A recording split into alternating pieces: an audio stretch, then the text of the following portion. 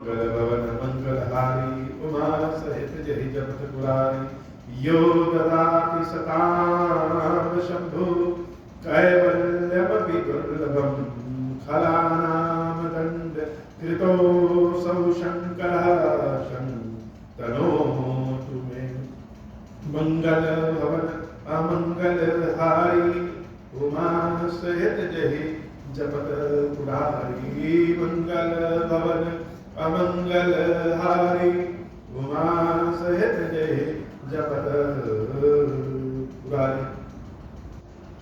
सुंदरकांड तक की कथा हम लोगों ने कही सुनी और सुंदरकांड वास्तव में सुंदर, सकल सुमंगलदायक रघुनायक गुण। सुंदरकांड की एक विशेषता है कि इस कांड में गाथा तो भगवान के भक्तों की है, लेकिन यश कीर्ति जैसे भगवान का ही चारों ओर वर्णन। जैसे श्री हनुमान चालीसा में जब हम लोग शुरू करते हैं, पढ़ते हैं, श्री गुरु चरण सरोज रज निज मन मुकुर सुधार वरनव रघुबर विमल जस जोदायक प्रचार। श्री हनुमान चालीसा की शुरुआत तो वरनव रघुबर विमल यश, कि हम प्रभु श्री राम के विमल यश की गाथा कह रहे हैं, जोदायक प्रचार। और प्रभु का यह गुणगान चारों पदार्थों को देने वाला है, धर्म अर्थ काम मोक्ष सब कुछ प्रदान करने वाला है। और प्रभु की यह यश गाथा किसके माध्यम से गा रहे हैं? श्री गुरु चरण सरोज रज, गुरु जी के चरणों की सेवा से, गुरु जी के चरणों के दर्शन से, गुरु जी के आशीर्वाद से जो उन्होंने बुद्धि ज्ञान भाव दिया, उस भाव के द्वारा भगवान की यश गान हम गा रहे हैं। ऐसा तो कहते हैं मुखड़े में श्री रामचंद्र श्री हनुमान चालीसा में, लेकिन जब इसके बाद हम अंतरा में प्रवेश करते हैं तो जय हनुमान ज्ञान गुण सागर। पूरे हनुमान चालीसा में हनुमान जी महाराज की गाथा है, लेकिन हनुमान चालीसा को शुरू करने के पहले यह बताते हैं कि भगवान श्री राम की यश गाथा हम गा रहे हैं। तो लिफाफे में किसी और का नाम लिखा रहे और पत्र में किसी और का नाम लिखा रहा है, यह क्या? ठीक इसी तरह से सुंदरकांड में भगवान के भक्तों की गाथा है। अगर हमें कथा याद हो, कथा श्रवण करें, तो हम पाएंगे कि सुंदरकांड में सबसे पहले श्री हनुमान जी महाराज की यश कीर्ति, उनके पराक्रम की गाथा है कि किस प्रकार से समुद्र को पार करके जगदम्बा जानकी माता के दर्शन के लिए जाते हैं, और ऐसा पराक्रम कि सोने की लंका को जला करके वापस चले जाते माता के संदेश को प्रभु श्री राम से सुनाते। तो पूरा सुंदरकांड मुख्य रूप से अगर देखा जाए तो भगवान के तीन भक्तों की गाथा।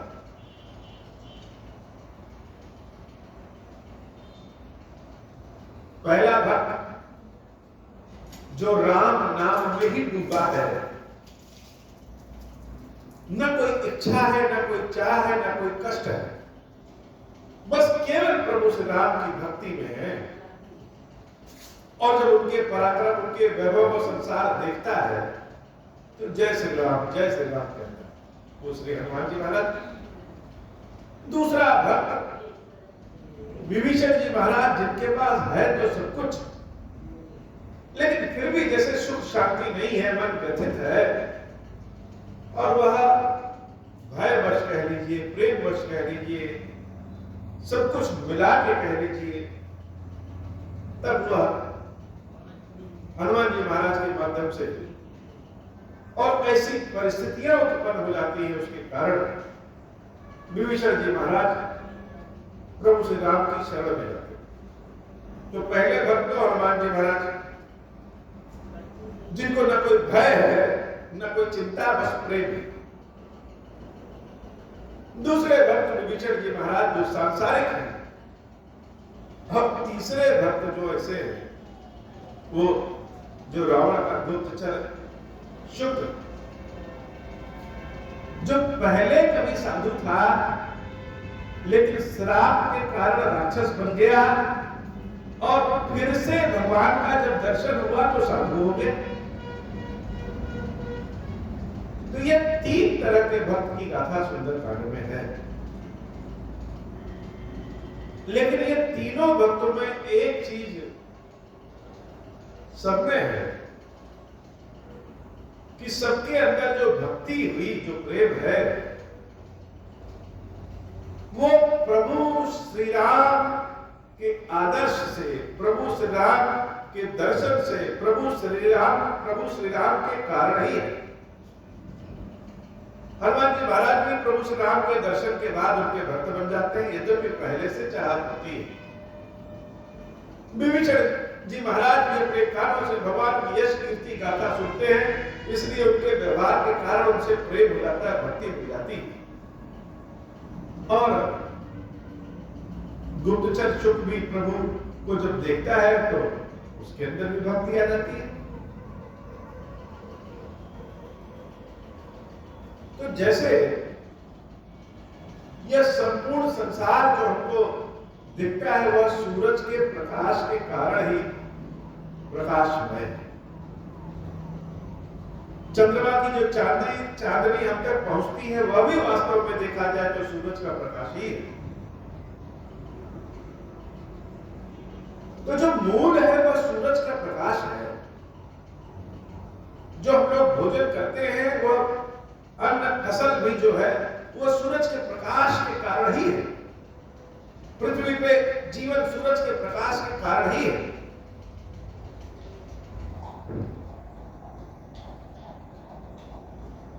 तो अगर हम बड़े ध्यान से देखें तो सब में सूरज का प्रकाश ही है। वैसे ही गाथा हम लोग भले भक्तों की गाएं, हनुमान जी महाराज की, विभीषण जी की गाथा भले गाएं, लेकिन जो इन भक्तों के अंदर तेज है वह राम जी की कृपा ही है।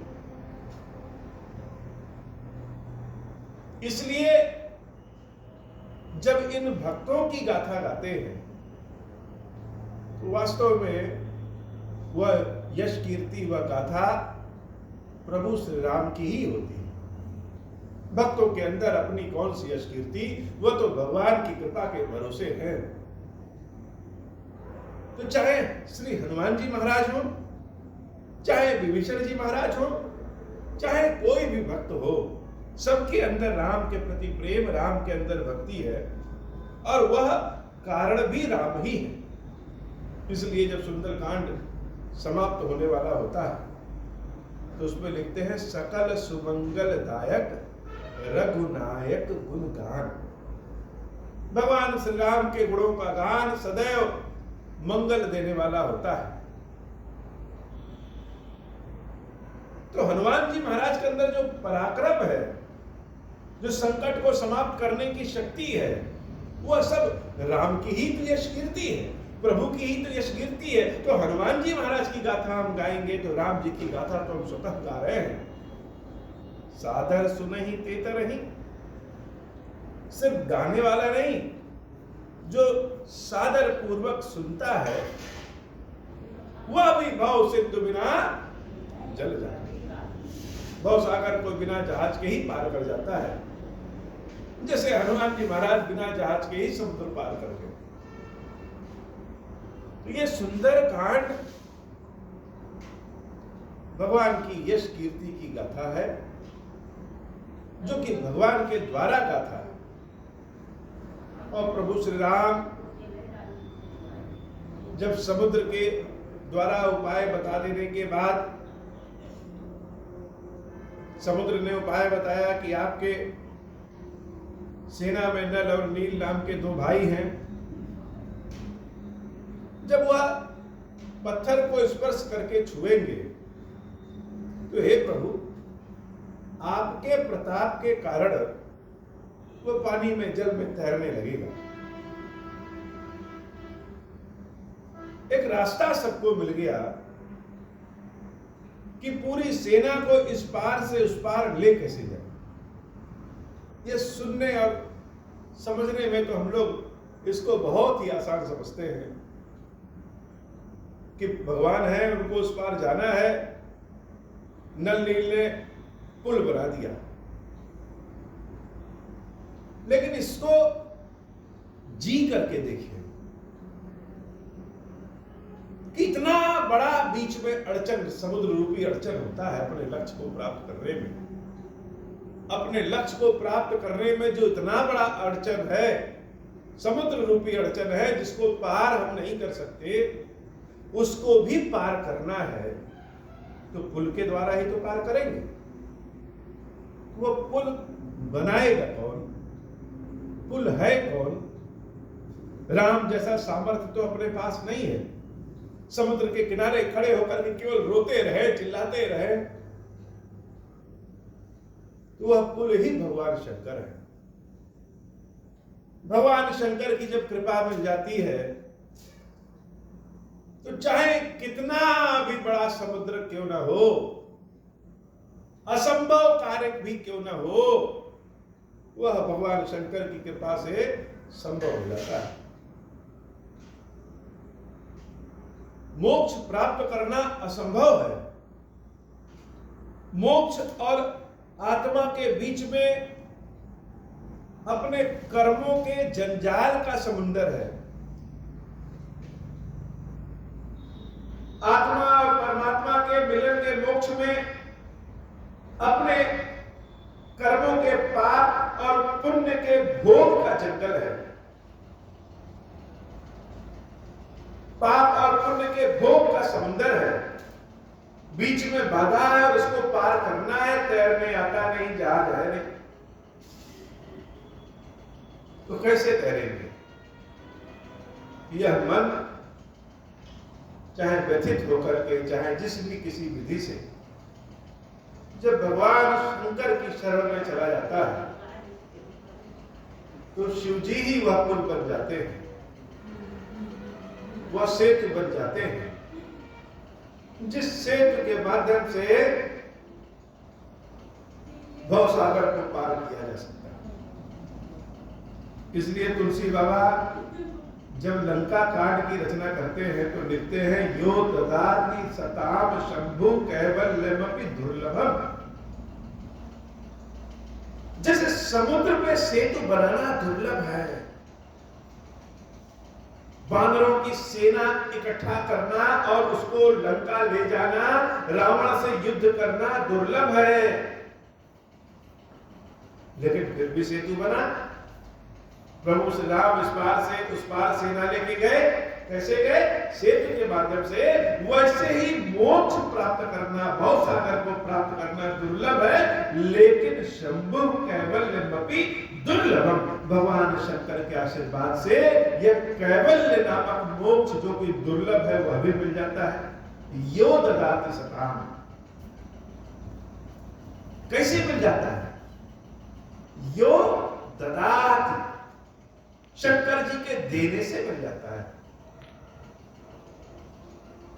असंभव चीज भी, ये मन जो है ना,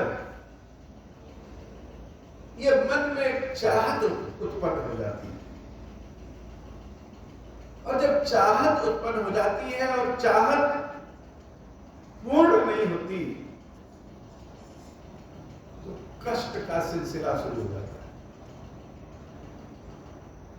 अब चाहत पूर्ण कैसे हो? तो यो ददाति सताम शंभु, शंकर जी के आशीर्वाद से, कृपा से ही चाहत पूर्ण हो सकती। खलानाम दंड कृतोसौ शंकर शंकनोत में।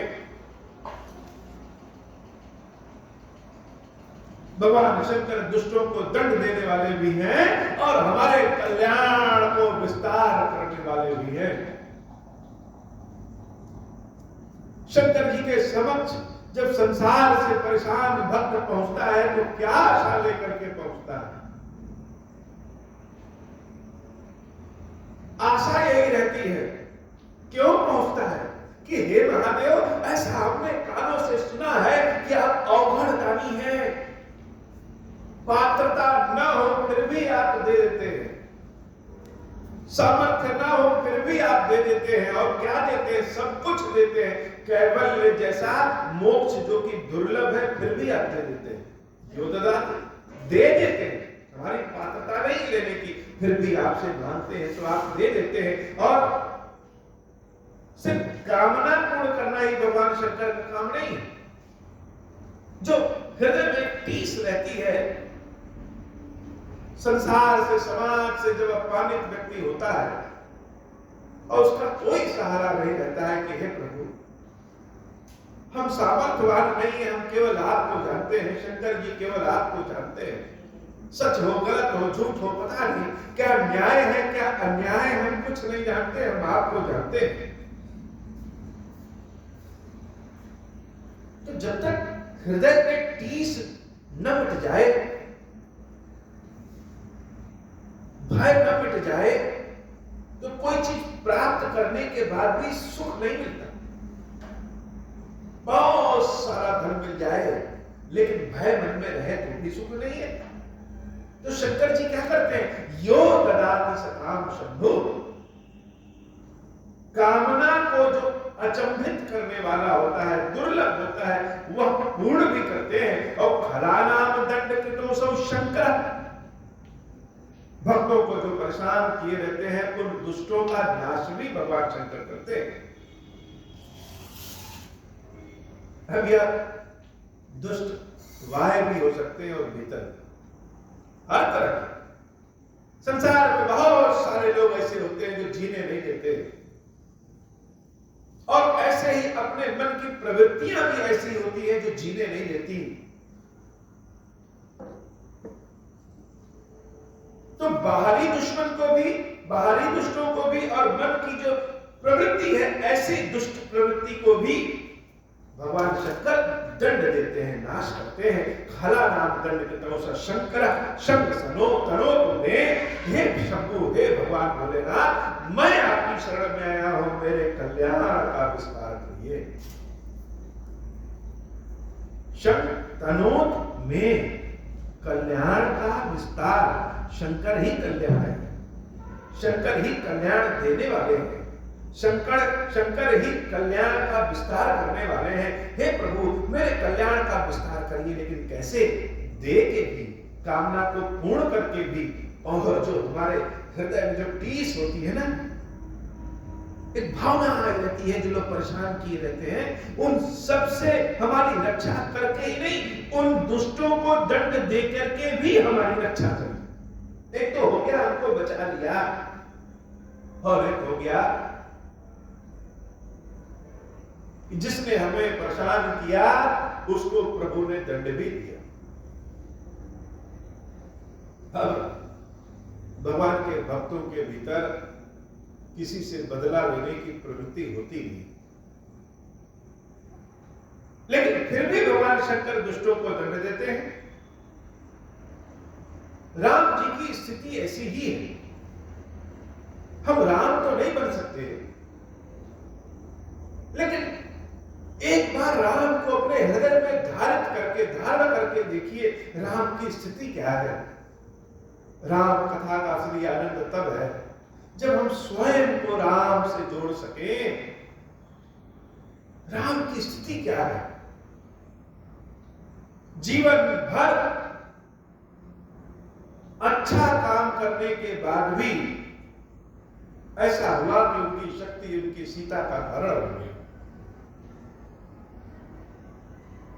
पूरे संसार में जितने लोग राम की जय जय करते थे, उन सब के मन में यह आ गया कि राम तो पाखंडी है, सोने के हिरण के पीछे चले जाते हैं। प्रभु श्री राम की सहायता करने वाला कौन? अथाह परिश्रम के बाद यह बानर भालू मिले और इन बानर भालुओं को लेकर के इनके बल पे हमको रावण से युद्ध करना है। वो रावण जो सर्वशक्तिमान है, जिसने त्रिलोकी को अपने वश में किया है, जिसने सभी देवताओं को अपने वश में किया है, प्रकृति को अपने वश में किया है, सबको अपने वश में किया है, उस रावण से युद्ध करना है। किसके बल पे? इन बंदर भालुओं के बल पे। मानो रावण कोई ऐसी बहुत बड़ा ऐसा दुष्ट प्रकृति का व्यवहार है, हमारे मन का ही ऐसी व्यवस्था है, और उससे हम अपनी कमजोर शक्तियों से लड़ना चाहते हैं। तो कमजोर शक्तियों से लड़ेंगे तो कैसे लड़ेंगे? बिना भगवान शंकर की कृपा से तो लड़ नहीं सकते। राम अगर यह युद्ध हार गए तो क्या होगा? अगर राम यह युद्ध हार गए तो क्या होगा? तो सिर्फ राम की हार नहीं, धर्म की हार हो जाएगी, समूचे समाज की हार हो जाएगी। जो बंदर भालू रावण से दुश्मनी लेकर के राम के पक्ष में है, उन सबकी हार हो जाएगी। और उसके बाद कोई भी व्यक्ति कभी धर्म के साथ नहीं खड़ा रहेगा, कमजोर व्यक्ति के साथ नहीं खड़ा रहेगा। इसलिए प्रभु श्री राम यद्यपि ईश्वर हैं, लेकिन मानव रूप में ऐसी लीला कर रहे हैं, बता रहे हैं कि जीवन कैसे जीना चाहिए। राम के मन में कैसी व्यथा है।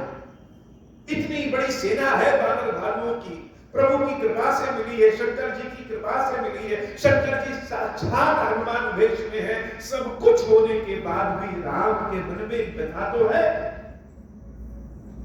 युद्ध रावण से है, तो राम भगवान शंकर के पास जाते हैं। मतलब यह कहना चाहते हैं कि हे प्रभु, जो दुर्लभ है वह भी आपकी कृपा से मिल जाता है, वह तो आप दे देते हैं। लेकिन जिसने मेरी सीता को इतना कष्ट दिया, जिसने मेरे सीता और मेरे प्रेम के में ऐसा बिछोह, ऐसा दर्द दिया, सिर्फ और सिर्फ मेरी सीता को सिर्फ और सिर्फ नहीं प्राप्त करना है, ऐसे दुष्ट व्यक्तियों को दंड भी देना है। तो दंड कौन देगा? खला नाम दुष्ट कृतौ स शंकर। हे शंकर जी, आप दंड भी देते हैं। हृदय की टीस, हृदय की पीड़ा तो तब समाप्त होती है जिसने व्यथित किया है, जब तक उसको दंड न मिले। यह तो मानव प्रकृति है। तो दुर्लभ से दुर्लभ भी चीज देने वाले कौन? भगवान शंकर। पात्रता न होते हुए भी देने वाले कौन? भगवान शंकर। पात्र व्यक्ति को तो सब लोग दे देंगे। कोई व्यक्ति बहुत पढ़ा लिखा है, इंजीनियरिंग पढ़ा है, तो उसको कोई भी इंजीनियर बना दे। योग्य व्यक्तियों को तो सब पूछते हैं। पात्रता नहीं है, लेकिन चाहत है। तो ऐसे व्यक्तियों को पूछने वाला भगवान शंकर के अलावा संसार में कौन है? इसलिए कैवल्यमपि दुर्लभम, जैसे कैवल्य मोक्ष दुर्लभ होता है, लेकिन मिलता कैसे है? यो ददाति शताम शंभु। ऐसे ही शंकर जी मेरे ऊपर कृपा करिए प्रभु। मेरे पास किसी को उत्तर देने के लिए शक्ति नहीं है।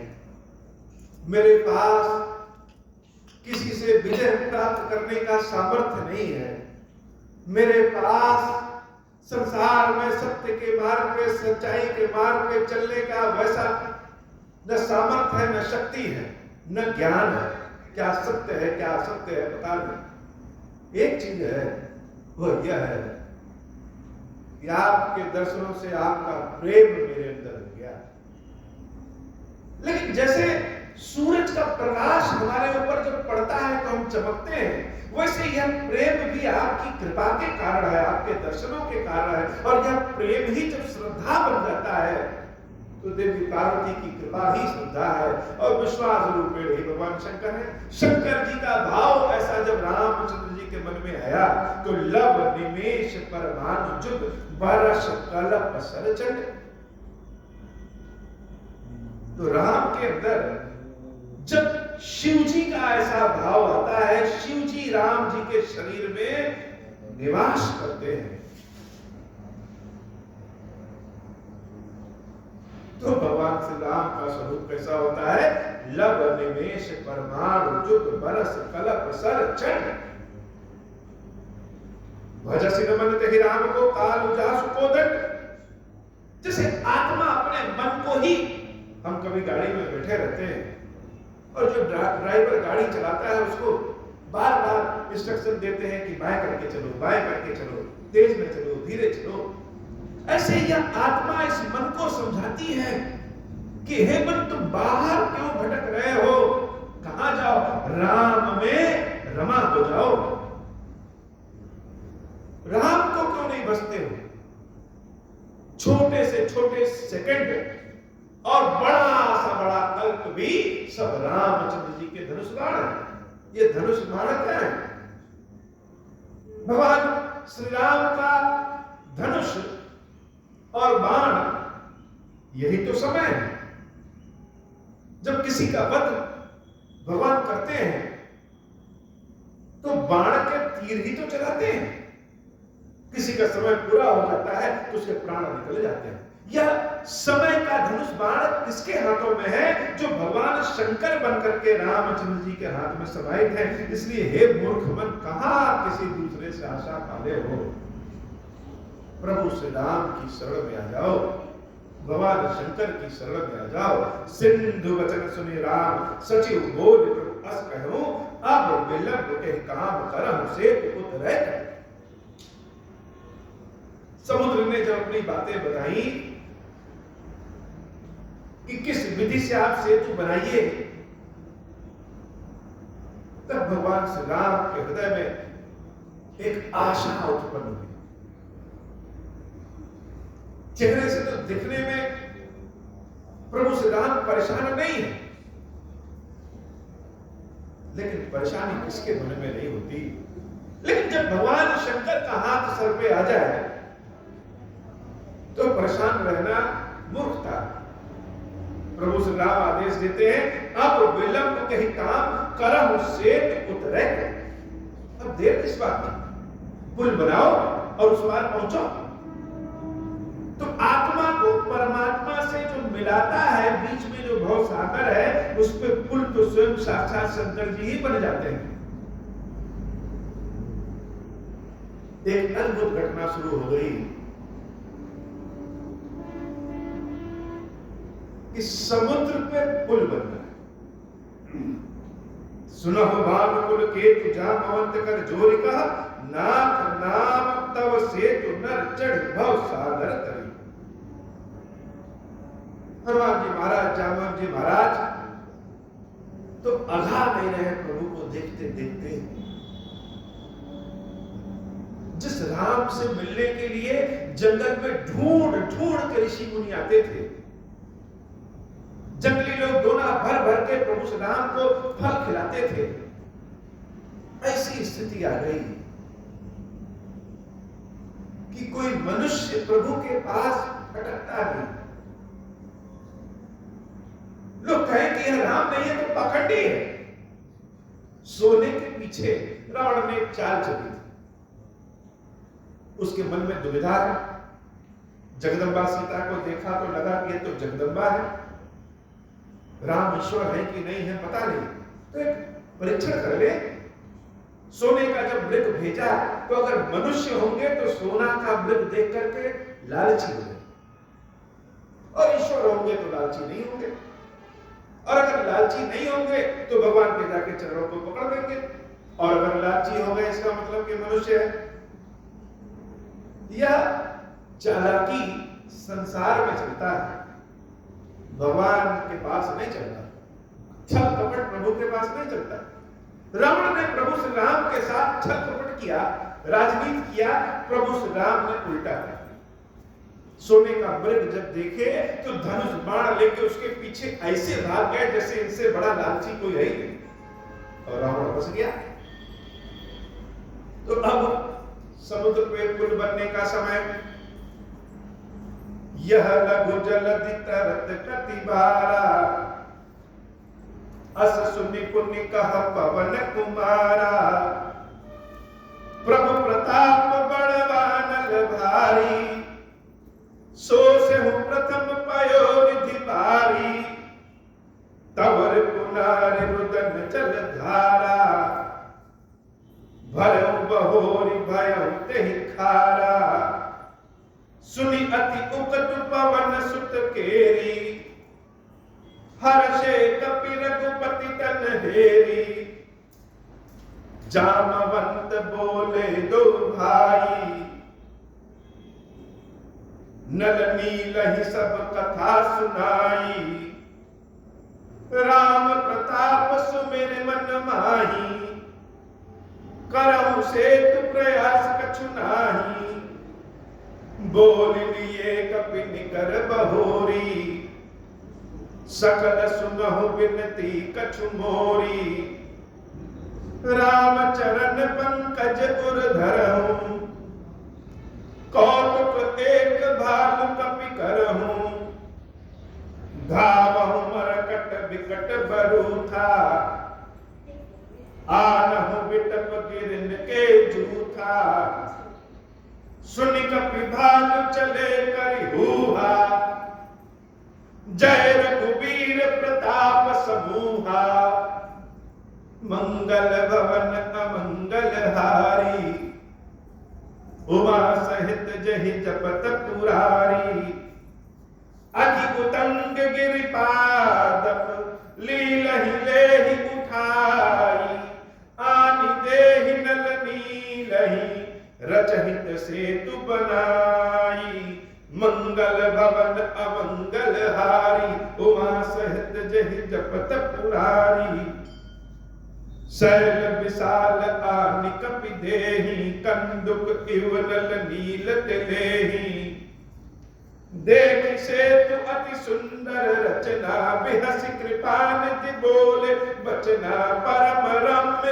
उत्तम यह धरनी, महिमा अमित जाय नहीं बरनी, करहूं इहाँ संबुथापना, मोरे हृदय परम कल्पना।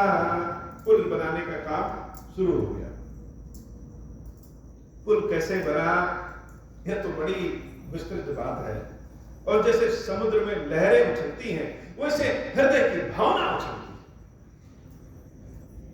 बड़े बड़े पत्थर, बड़े बड़े पेड़, बड़े बड़े पहाड़ जाकर के उसी समुद्र में लगा दिया गया, और दो पत्थरों में, एक पे रा और दूसरे पे मां। रा और मां लिखते हैं तो दोनों पत्थर आपस में चिपक जाते हैं और पुल बन के तैयार हो गया। लेकिन पुल से के बनने के बाद के घटना, जो भाव प्रभु श्री राम के भीतर है, कि जब पुल को देखते हैं प्रभु, तो उनके मन में एक कल्पना आ जाती है। यह कल्पना की बात है। क्या कल्पना? करियों यहाँ शंभु स्थापना। प्रेम में जब व्यक्ति पड़ जाता है तो वह कल्पना में आ जाता है। शंकर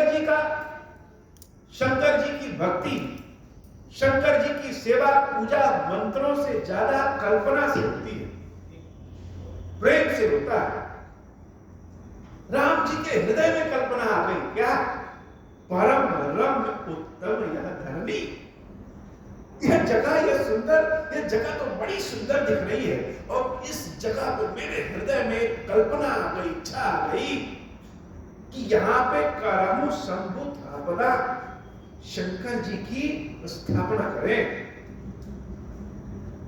यह कल्पना का भाव,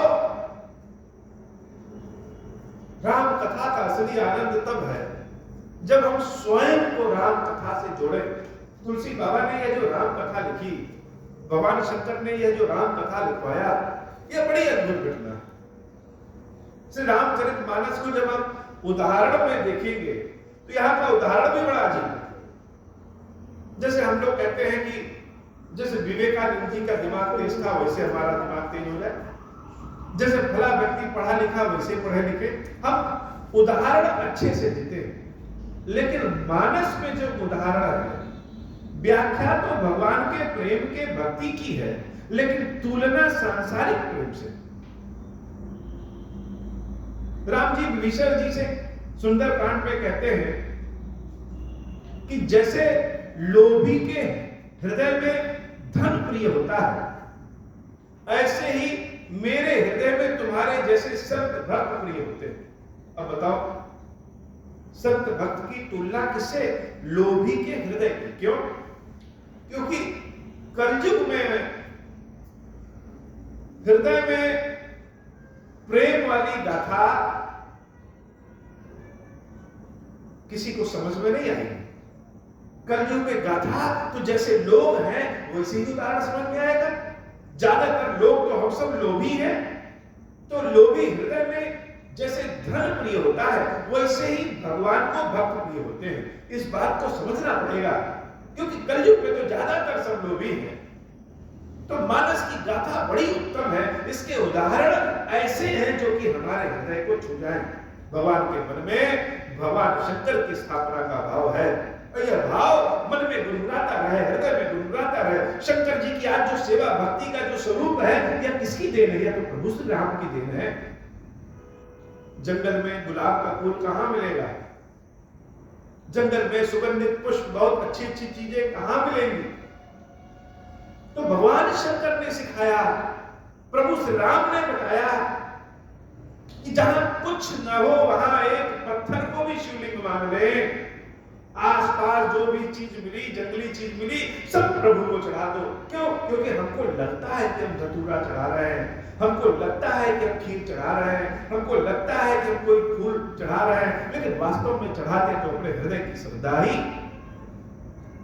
तो राम के मन में भगवान शंकर की शिवलिंग की स्थापना का भाव आया, और इस भाव को हम अपने मन में ही रखे रहे। जैसे कोई चॉकलेट टॉफी मुंह में रखे रहे और खाए ना, चूसते रहे, बहुत समय तक मुंह मीठा होता है। वैसे यह जो राम जी के हृदय में भगवान शंकर की स्थापना का भाव है, इसको यही छोड़ देते हैं आज, ताकि प्रेम का यह जो टॉफी है, चॉकलेट, हम चूसते रहे कि भगवान शंकर के लिए कल्पना कैसी होती है। हे बाबा, आज की कथा इतनी ही। श्री खीरेश्वर महादेव जी, खीरेश्वरी भैया जी, हम सब के ऊपर बाबा कृपा करिए। चतुर्दशी का पावन दिन, दीपक स्वीकार करिए, सेवा भोग स्वीकार करिए, और भक्तों के कामना को पूर्ण करिए। महादेव आप स्वयं कामेश्वर हैं, कामता नाथ है, कामना को उत्पन्न करने वाले भी हैं और कामना को पूर्ण करने वाले भी हैं। लेकिन कामना पूर्ण करने के बाद की जिम्मेदारी भी आपकी ही है। ऐसा नहीं कि हमने कोई चीज मांगा और आपने दे दिया, और बाद में परेशान हो तो आप कहें कि तुम ही तो मांगे थे। तो सिर्फ देना ही नहीं, उसका प्रबंधन करना, उसके साथ रहना, सदैव अपनी कृपा हमारे ऊपर, हम सबके भक्तों के ऊपर, सभी के ऊपर बनाए रखिए। कृपा करिए महादेव, कल्याण करिए प्रभु, हमारे कल्याण का विस्तार करिए, हमारी पात्रता न देखिए, अपनी कृपा करिए। क्योंकि श्रवण सुजस सुन्यायो, आपकी सुंदर यश गाथा को सुनकर के ही आपकी शरण में आए हैं महादेव। रक्षा करिए बाबा, रक्षा करिए। अब हो प्रसन्न प्रभु मोह पर, नाथ दीन पर लेहु, निज पद भगति देहु प्रभु, पुनि दूसर बर देहु। तब मायावश जीव जड़, संतत बिरहि पुराण, हम पर क्रोध न करिय प्रभु, कृपा सिंधु भगवान। शंकर दीन दयाल, अब हम पर हो कृपाल, साप अनुग्रह होई जहि विधि, नाथ तोरहि काल। दीन दयाल विरुद्ध संभारी, हरहु नाथ मम संकट भारी। जहि विधि होई नाथ हित मोरा, करहु सुबेगी जानि दास मैं तोरा।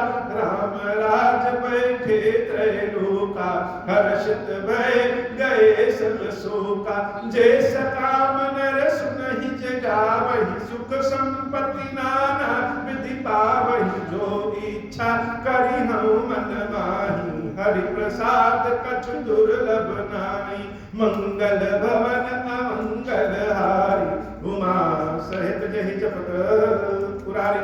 बोली श्री खीरेश्वर महादेव जी, खीरेश्वरी मैया जी की सदा ही जय हो। खीरेश्वरम, हे भगवान शंकर, आप ऋण पातक दुर्भाग्य और दरिद्रता की निवृत्ति के लिए तथा संपूर्ण पापों का नाश करने के लिए मुझ पर प्रसन्न हुई है। मैं दुख और शोक की आग में जल रहा हूँ, संसार भय से पीड़ित हूँ, अनेक प्रकार के रोगों से व्याकुल और व्याप्त हूँ। हे खीरेश्वर महादेव, हमें निर्भय करिए। देवी पार्वती के साथ मेरी इसकी हुई पूजा को स्वीकार करिए, ग्रहण करिए, मेरा कल्याण करिए। महादेव शिव शंभु, महादेव शिव शंभु, महादेव शिव शंभु। ओम श्री राम